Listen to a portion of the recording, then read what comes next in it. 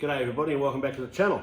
I'm going to do a little video tonight, very quick one, on basically an update video on a video I did a little while ago on this Nikko Stirling Panamax 39x40 scope I purchased for $99 from Cleaver Firearms. And I bought it, it was cheap, it looked good, had a comes with a lifetime warranty, original purchaser only, but I thought for 99 bucks it can't hurt. And if it shits itself, I'll get another one. So there we go.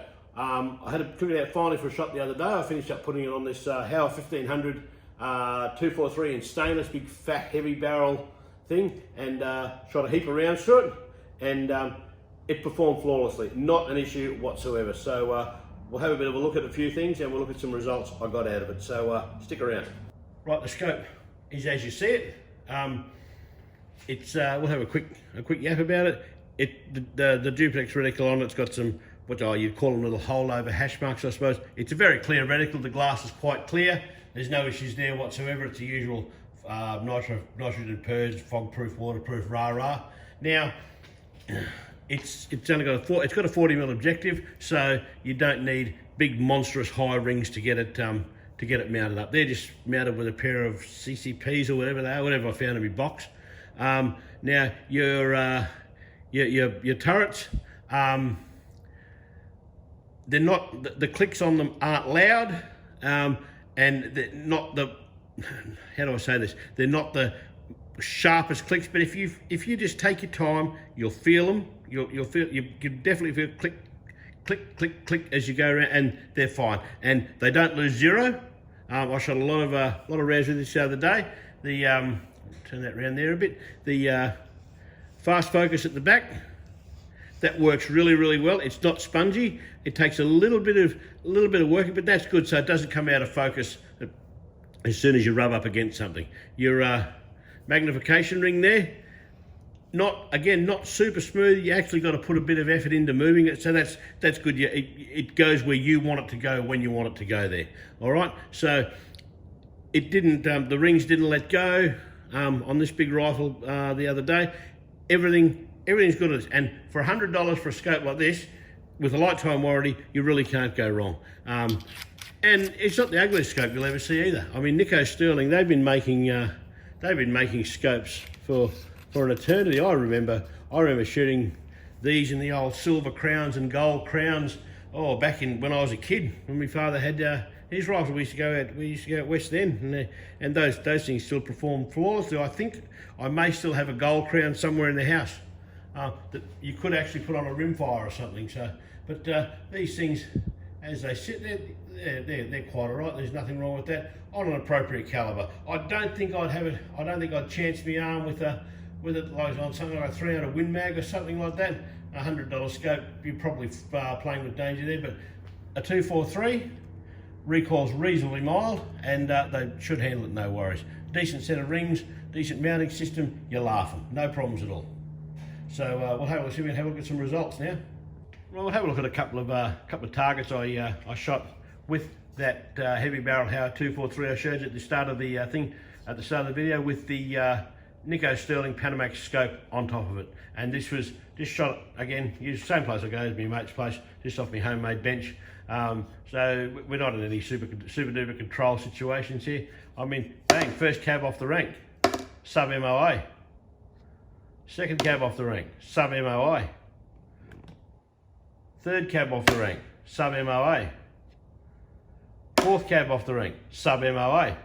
And that's all shot with 87 grain Hornady VMAX projectiles, and we're using ADI 2209 powder, which will give you that powder's got a fair bit of boom in it, and the recoil it's more than other powders. It's very similar to the old Winchester 760. Like, have to use a Bobcat bucket full of it, and you do get a bit of boom out of it. So we also shot a couple of different loads with the there we go, with 2206. It's a 2206H powder.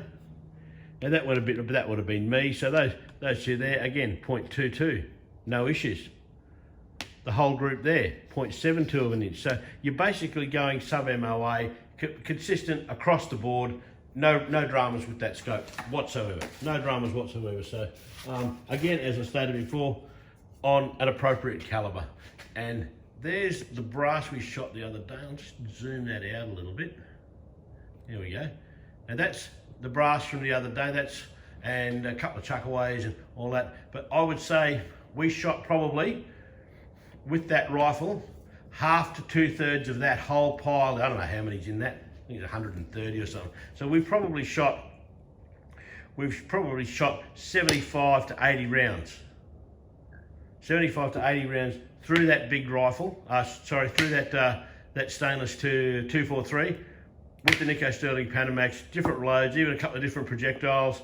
And we didn't muck around, just kept going. Obviously, we had to let the barrel cool, etc. But no mucking about, and the scope performed flawlessly. So there's absolutely no reason whatsoever to hate on little scopes like that. Let's wrap this one up. Rightio, Nikko Stirling Panamax, 39x40. In short, like it, yeah, no issues whatsoever. The thing performed flawlessly on this old heavy barrel 243. Shot an absolute bucket load of rounds through it continuously. No issues with the scope whatsoever. Didn't lose zero. No problem with the reticle. Everything stayed clear. Everything stayed secure. So quite happy with it. As stated on the other video, these things are airgun, rimfire, centerfire rated, so you won't have an issue. Lifetime warranty on them. Original purchaser only, that's the way it goes. Lifetime warranty, if it packs it in, get another one. And quite often when you do that down the track, there've been upgrades, or you might get the next scope up or something like that. So yeah, there's always ways around things. Would I use this scope on a big centerfire, like a big wind mag or something like that, a big Weatherby magnet? Yeah, probably not. But when you're up using those sort of caliber rifles, you know, playing around that end of the street, you're really not looking at $100 scopes. Let's be honest. But for what they are, no issues whatsoever. This 243 is going to actually become my thermal rifle, so the scope's are going to come off, and I might stick it on one of my 223s or maybe my other 243. Who knows? Who knows what I'll do with it? But as far as the scope goes, no issues whatsoever. As I said, performed flawlessly. Would I recommend it? Absolutely. Would I endorse it? Absolutely. Would I use another one? Absolutely. No issues whatsoever. So, and I think Cleavers have still got them on spec. I think Cleavers have still got them left for about 99 bucks. Cleavers over at Redcliffe, so if you're over that way, grab one. They're not a bad thing at all. I will put a link to the original video in the description for this one, so you can go and have a look at that, so I don't have to rehash too much. I probably have anyway.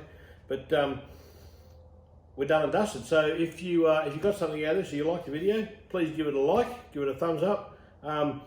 If you like the channel, and I certainly hope you do, give it a subscribe. It's not the worst thing you'll ever do today. So I'm going to say night, and as I always say, you can tell your wife, tell your girlfriend, you can tell them both. It doesn't matter, just go 2 clicks up. Ta-da.